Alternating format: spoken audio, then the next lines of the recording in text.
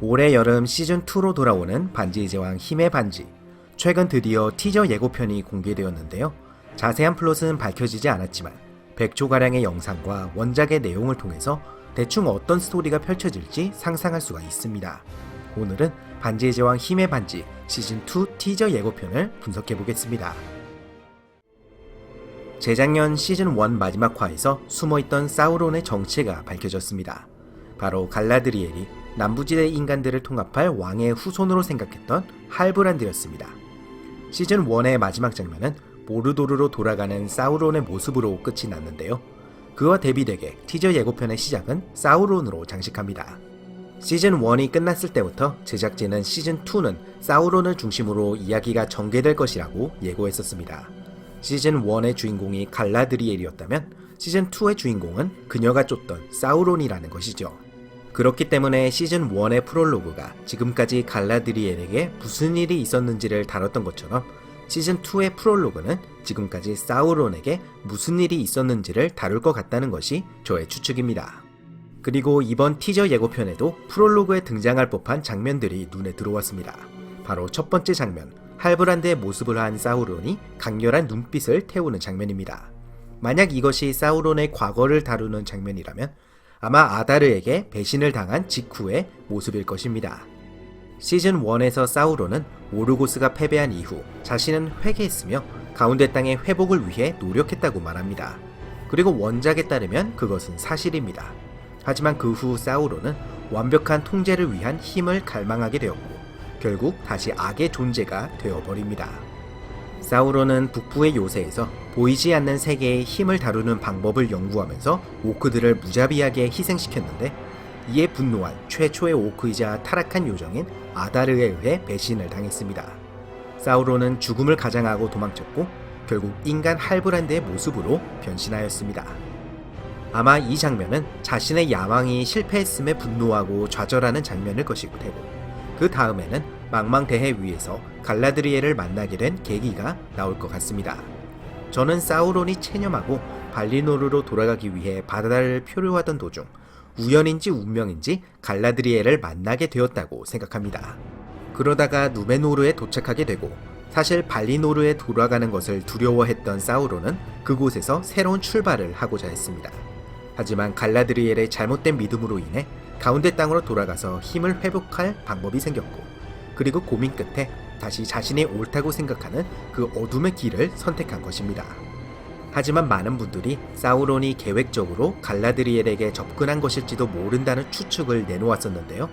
과연 시즌2에서 이 운명적 만남의 진실이 어떻게 밝혀질지 궁금합니다. 그리고 티저 예고편의 마지막 장면, 초원과 계곡이 순식간에 얼어붙는 장면은 예고편에서는 마치 사우론의 정체가 밝혀지자 엄청난 능력을 사용한 것처럼 편집되어 있지만 제 생각에는 프롤로그에서 사우론의 육체가 파괴되면서 보여지는 장면일 것 같습니다. 이렇게 생겨난 성체가 바로 갈라드리엘이 시즌1 초반에 찾았던 사우론의 성체일 것입니다. 어쨌든 사우론이 이제 모르도르로 돌아왔습니다. 현재 모르도르는 아다르가 이끄는 오크들이 차지한 상태인데요. 아마 사우론이 가장 먼저 취할 액션은 아다르를 굴복시키는 것이겠죠. 티저 예고편에서는 오크들을 이끄는 아다르의 모습을 잠시 확인할 수 있는데요. 어떤 상황인지는 불분명합니다. 모르도르의 지배권을 두고 사우론과 맞서는 장면일 수도 있고 아니면 다시 사우론을 섬기게 되면서 에레기온 침공을 지휘하는 모습일 수도 있습니다. 한편 지난 시즌에서 아다르의 복잡한 면모를 멋지게 연기해준 배우 조셉 몰리는 아쉽게도 이번 시즌에서는 스케줄 문제 때문에 하차하고 말았습니다. 대신에 영국 배우 샘 하젤딘이 그 역할을 물려받게 되었는데요. 좋은 연기를 보여주기를 기대합니다. 한편 시즌2의 메인 스토리는 힘의 반지의 탄생이 될 예정입니다. 지난 시즌 마지막 화에서 3개의 힘의 반지, 빌랴, 네냐, 나랴가 만들어졌습니다. 사실 원작에서 이 반지들은 가장 마지막에 만들어진 반지들인데요. 드라마에서는 제일 먼저 만들어지게 되었습니다. 원작에서 사우론은 자신의 정체를 숨기고 안나타르라는 존재로 변장한 채 켈레브린보르를 비롯한 에레기온의 요정들에게 접근했습니다. 요정들에게 지식을 선물하면서 그들의 욕망, 즉 가운데 땅에서 사라지지 않고 발리노르의 축복을 누릴 수 있는 방법을 함께 고안하자고 말입니다. 그렇게 요정들의 기술과 사우론의 지식이 합쳐지면서 16개의 힘의 반지들이 먼저 만들어졌습니다. 그 후 사우론은 요정들에게 알아낸 기술들을 지닌 채 모르도르로 돌아갔고, 켈레브림보르는 혼자 힘으로 마지막 3개의 힘의 반지들을 만들었습니다. 그래서 사우론은 이 3개의 힘의 반지들에게 직접적인 영향을 행사하지 못했습니다. 그러나 그 전에 만들어진 16개의 힘의 반지들에는 사우론의 사악함이 담겨져 있었고, 사우론은 그 반지들을 훗날 난쟁이들과 인간들에게 나누어줘서 타락시키고자 했습니다. 피터 잭슨의 영화에서는 전후 관계가 바뀌어서 마치 난쟁이들과 인간들에게 주어진 힘의 반지들이 마치 그들을 위해 만들어진 것처럼 묘사되었지만, 사실 그건 유명한 힘의 반지에 대한 시 구절을 장면으로 옮기면서 각색된 것입니다. 1978년 랄프 박시의 애니메이션 영화도 마찬가지고요.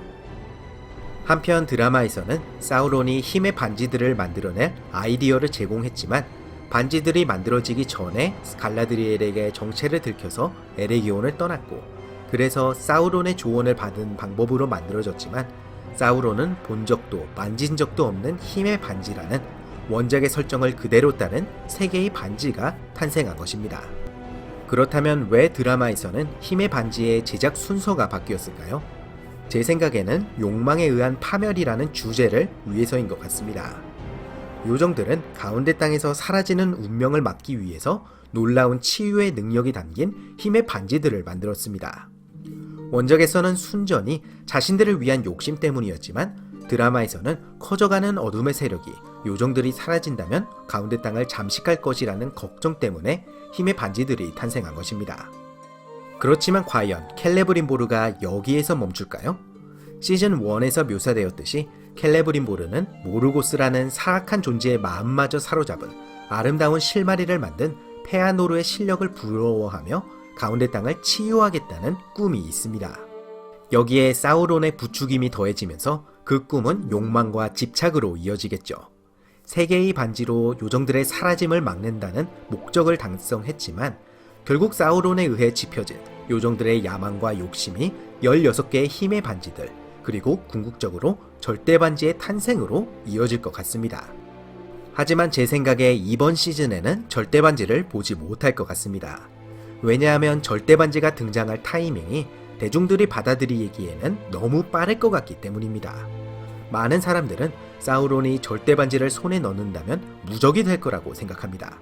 그런데 원작에 따르면 사우론은 그 대단한 절대반지를 만든 후에도 3번이나 크게 깨집니다. 사실 절대반지는 쉽게 말하자면 소유자의 능력치와 가능성을 올려주는 것이지 무적으로 만들어주는 것이 아닙니다. 그래서 사우론이나 간달프처럼 원래 엄청난 능력을 가진 자에게는 무시무시한 힘을 주지만, 작고 나약한 호빗은 투명해지기만 할 뿐인 것입니다.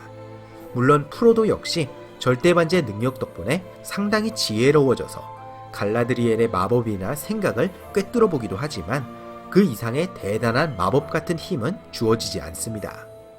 그러나 영화에서 사우론이 절대반지를 손에 넣으면 안 된다고 그토록 강조했는데, 절대반지를 가진 사우론이 그렇게 자주 깨진다면 자세한 설정을 모르는 시청자들은 맥이 빠질 수도 있습니다. 그래서 저는 이번 시즌에는 절대반지가 탄생하지 않고 한참 후에 누메노르가 멸망하고 사우론이 간신히 목숨을 건져 모르도르로 돌아간 후에야 절대반지가 만들어질 것 같습니다.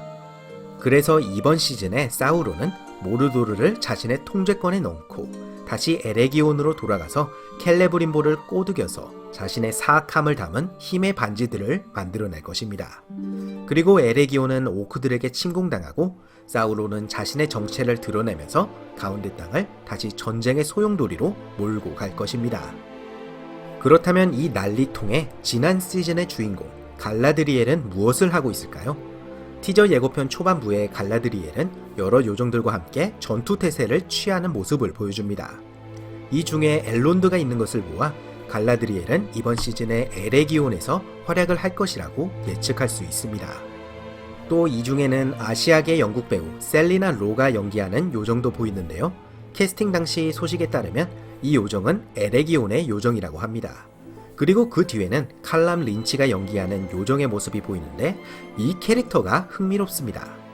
원래 처음 칼람 린치가 캐스팅되었을 때 여러 소식통은 이 배우가 맡게 될 역할이 갈라드리엘의 남편 켈레보른이라고 전했습니다. 드라마에서 켈레보른은 분노의 전쟁 당시 전장에 나섰다가 지금까지 행방불명인 상태입니다. 켈레보른의 가장 인상적인 묘사는 그의 은색 머리카락인데 이 장면에서 칼람 린치는 갈색 내지 검은색 머리카락을 지니고 있습니다. 그렇다면 분명 켈레보른은 아닐 테고 어떤 요정일까요? 재밌게도 최근에 그가 다름 아닌 사우론이 변장한 모습이라는 소식이 있었습니다. 말하자면 안나타르 역할이라는 것입니다. 그렇지만 칼람 린치가 맡은 역할은 평범한 요정일 수도 있습니다. 왜냐하면 이번 예고편에서 사우론의 배우 찰리 비커스가 안나타르를 연상시키는 외모로 에레기온에 등장하기 때문입니다. 원작에서도 안나타르가 사실 사우론이었다라는 반전 서술이 아니라 사우론이 안나타르로 변장했다고 전지적 시점으로 서술된 것처럼 이번 시즌에서 시청자들에게 사우론이 이런 일을 했다고 확실하게 보여주기 위한 것 같습니다. 지난 시즌에서 갈라드리엘은 할브란드가 사실 사우론이었다는 사실을 알아냈지만 사우론이 말한 대로 자신이 어둠의 지도자를 데려왔다는 것이 알려지면 버림을 받을까 두려워 그 사실을 다른 요정들에게 알리지 않았습니다. 그래서 켈레보린보르는 사우론의 정체를 모르는 상황입니다. 아마 사우론은 안나타르의 모습으로 켈레브린보르에게 다가가서 원작에서처럼 자신이 사실은 발라의 사자이며 당신을 돕겠다고 제안할 것 같습니다. 다만 원작에서는 공공연하게 활동한 반면에 드라마에서는 자신의 존재를 비밀로 하라고 말하겠죠. 참고로 많은 분들이 안나타르를 굉장히 아름다운 요정의 모습으로 잘못 알고 있는데 사실 톨킨은 안나타르를 요정보다는 인간의 모습에 더 가깝다고 묘사했습니다. 아무튼 이렇게 되면 사우론은 에레기온 내부에서 암약하고 외부에서는 오크들이 침공하는 전개가 되면서 힘의 반지를 둘러싼 전쟁이 벌어지게 될 것입니다. 드라마에서는 한밤중에 에레기온을 둘러싸고 투석기로 화염구가 날아가는 장면이 보여지며 갈라드리엘이 불화살을 쏘는 장면도 보여집니다. 그리고 엘론드는 요정 기병들을 이끌고 돌격하는 모습을 보여줍니다. 재밌게도 원작에서 이 전쟁 동안 갈라드리엘과 엘론드는 둘 다 에레기온에 없었습니다. 우선 갈라드리엘은 이 당시 로스로리엔에 있었는데 대신 에레기온에서 야인으로 지내던 켈레보른이 이 전쟁에서 싸웠습니다. 드라마에서는 갈라드리엘이 남편의 역할을 대신하는 셈입니다. 반면 엘론드 같은 경우는 린돈에서 원군을 이끌고 와서 에레기온을 도우려고 하였지만 사우론의 군대에 길이 막혀서 다다르지 못했습니다. 결국 에레기온은 함락되었고 대신 엘론드는 켈레보른과 함께 피난민들을 보호하면서 북쪽으로 이동하여 피난처를 세웠는데 이곳이 바로 임라드리스, 즉 깊은 골입니다. 엘론드가 무사히 탈출할 수 있었던 결정적인 이유는 바로 크아자드 둠의 난쟁이와 로스로리엔의 요정연합군이 사우론의 후방을 공격해 주었기 때문이었습니다. 덕분에 엘론드는 탈출했지만 사우론은 난쟁이 요정연합군을 패배시켰고 결국 난쟁이들은 전쟁 내내 크아자드 둠 안에서 농성을 할 수밖에 없었습니다. 하지만 드라마에서는 이 스토리가 묘사될지 모르겠습니다. 대신 이번 시즌 난쟁이들의 이야기는 내부적인 권력 다툼이 아닐까 생각됩니다. 지난 시즌에서 난쟁이 스토리의 주인공인 크아자드 둠의 왕자 두린 4세는 미스리를 둘러싸고 아버지 두린 3세와 크게 다투었습니다. 아버지는 미스리를 채굴하는 것이 너무 위험하다고 생각했고 아들은 그 위험을 감수하고라도 채굴할 가치가 있다고 생각했습니다. 또한 아들은 미스릴로 친구 엘론드를 돕고 싶어 했고 아버지는 요정들이 운명을 거스르려 한다고 다그쳤습니다. 결국 두리는 세자 자리를 박탈당했고 그의 동생이 소환되었습니다. 거기에 예고편에서 보이듯이 두린 3세가 힘의 반지를 받게 되는데 아마 켈레보린보르가 우정의 선물로 주는 것일 것입니다. 하지만 앞서 말했듯이 그 반지에는 사우론의 사악한 의지가 담겨져 있습니다. 그렇지만 아직 난쟁이들의 전투 장면을 볼 수 있다는 희망이 있습니다. 우선 두린이 난쟁이들에게 어둠의 존재가 돌아왔다고 연설하는 장면이 보입니다. 또 크아자드 둠으로 추정되는 동굴이 무너지는 장면도 확인할 수 있습니다. 어쩌면 두린은 연설을 통해 난쟁이들의 마음을 사로잡아 왕으로 선출되고 친구 엘론드를 돕기 위해 전투에 나섰다가 반격을 당해 동굴 안으로 후퇴하게 된다는 전개일지도 모르겠습니다. 하지만 이번 시즌에서 내전에 휩싸이는 것은 난쟁이뿐만이 아닐 것입니다. 왜냐하면 누메노르 왕국이 등장하는 장면들이 심상치 않기 때문입니다. 지도자 미리엘은 심해 속으로 가라앉는 예지몽을 꾸는 것 같고, 엘렌딜은 필사적으로 손을 뻗고, 파라존은 대중들 앞에서 검을 빼어듭니다. 실마릴리온이나 끝나지 않는 이야기들에 따르면 파라존은 미리엘과의 결혼을 통해 누메노르의 왕위에 오릅니다. 하지만 드라마가 원작으로 삼는 반지의 제왕에는 그런 내용이 사실 없습니다. 반지의 제왕에 따르면 누메노르에서 내전이 발발했고, 그 결과 파라존이 누메노르의 왕이 됩니다. 그런데 흥미롭게도 예고편에서는 만회의 전령으로 알려진 거대한 독수리가 날라와 마치 파라존을 지지하는 것처럼 그의 뒤에 앉습니다. 파라존은 누메노르만을 생각하며 발라들과 요정들에 대한 신의를 저버린 왕의 인간들의 우두머리라는 점을 생각해보면 의아한 장면입니다. 물론 이 장면이 어떤 내용인지는 드라마가 나와봐야 알겠지만, 제 생각에 이 독수리는 발라가 아닌 길갈라드가 보낸 전령일 것 같습니다.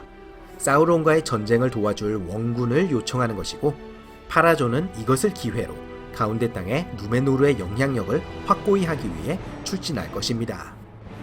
아니면 지난 시즌에 갈라드리엘을 그냥 보내려고 하자 백색나무의 꽃잎이 떨어지게 한 것처럼 이번에는 발라들이 독수리를 보내 가운데 땅을 돕는 것이 그들의 뜻이라고 누메노르에게 전하는 것일지도 모릅니다. 파라존은 그에 따라 군대를 보냈지만 인간들이 요정의 전쟁에 희생되었다는 프로파간다를 통해 권력을 휘어잡고 발라들과 요정들을 배척하게 되는 전개일 수도 있습니다. 어쨌든 다음 시즌에 누메노르 군대는 사우론을 패배시키고 포로로 잡아서 누메노르로 끌고 갈 것 같습니다. 드라마는 시간대를 크게 압축했기 때문에 원작에서는 제2시대 중반에 벌어진 힘의 반지를 둘러싼 사우론의 전쟁과 제2시대 후반에 벌어진 파라존의 사우론 정보를 하나로 합치는 것이죠. 그리고 그렇게 누메노르의 타락이 시작될 것입니다. 한편 이렇게 힘의 반지들을 둘러싼 전쟁이 주된 스토리에서 한 발짝 벗어난 서브 플롯도 이번 예고편에서 확인할 수 있습니다. 우선 이실두르의 이야기입니다. 지난 시즌 이실두르는 모르도르에서 탈출하지 못했고, 비하인드 더 씬을 영상을 보면 거미줄이 가득한 세트장과 소품을 보아 슐롭의 굴을 통과하는 모험을 겪을 것 같습니다. 그리고 그 후에는 숲의 요정 아론디르와 만나게 되는 것 같습니다. 갈 곳 없는 이실두르는 아론디르와 함께 남부지대의 인간들에게 갈 것이고, 어떠한 과정을 통해 그들과의 관계가 돈독해질 것 같습니다. 그리고 이 인간들이 바로 훗날 누메노르의 멸망에서 탈출한 이실두르가 가운데 땅에 세운 왕국 곤도르의 백성들이 될 것입니다. 하지만 테오의 이야기는 그리 순탄할 것 같지 않습니다. 예고편에서 눈물을 흘리는 모습이 보이는데요. 어쩌면 그의 어머니 브론윈에게 무슨 일이 생긴 것일지도 모르겠습니다. 사실 브론윈의 배우 나자닌 보니아디는 재작년부터 연기를 그만두고 예전부터 왕성하게 해왔던 이란의 인권운동에 힘을 쏟고 있다고 알려져 있는데요.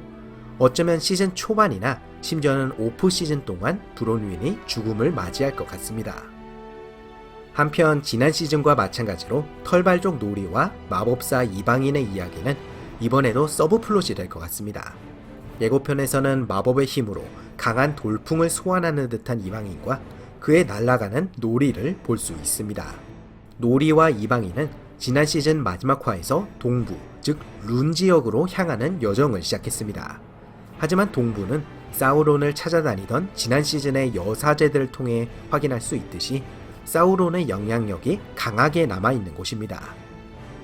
원작에서는 청색의 마법사들이 동부와 남부를 넘나들며 사우론에게 저항하는 인간들을 도왔고, 그래서 사우론의 에레기온 침공이 늦어졌습니다. 그래서 요정들은 나름 준비를 할 수 있는 시간을 벌었고, 결국 사우론은 요정들을 완전히 무너뜨리지 못했습니다. 하지만 드라마에서는 이 마법사가 젊은 간달프라는 추측이 매우 강한데요. 그럴 경우 청색의 마법사들의 역할을 간달프가 흡수하게 되는 셈입니다.